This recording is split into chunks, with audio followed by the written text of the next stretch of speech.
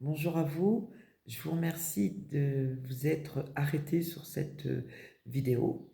Voilà, donc comme je vous expliquais il y a un peu plus d'un mois, on va continuer justement sur l'entrepreneuriat cette fois-ci. Voilà, qu'est-ce qu'est l'entrepreneuriat?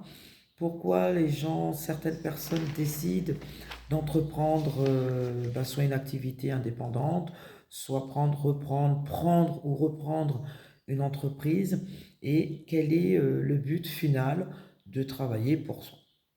Voilà, donc il y a quelques questions que nous allons aborder, où vous-même, ça sera à vous aussi de trouver vos propres réponses dans votre parcours d'entrepreneuriat. Voilà, c'est très important.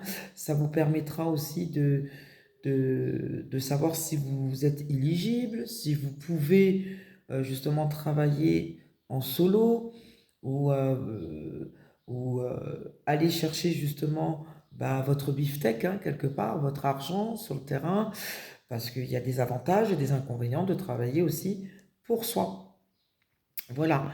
Euh, on va commencer par cette définition qui est très importante et qui vient de l'élucider, de le dire. Donc l'entrepreneuriat désigne quoi? L'action d'entreprendre et de mener à bien son projet.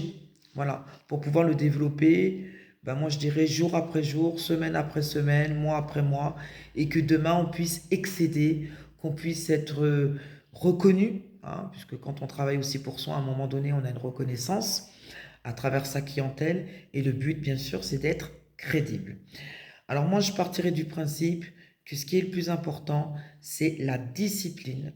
Ça, c'est primordial, être discipliné, organisé, motivé. Voilà. Quand on est discipliné, de toute façon, dans la discipline, c'est quelque chose d'assis, de ferme. On trouvera obligatoirement une organisation.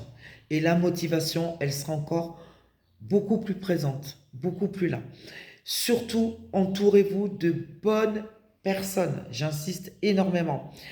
Ayez un entourage positif qui vous emmène vers le haut, mais pas qui vous fait stagner et qui vous emmène vers le bas. Voilà.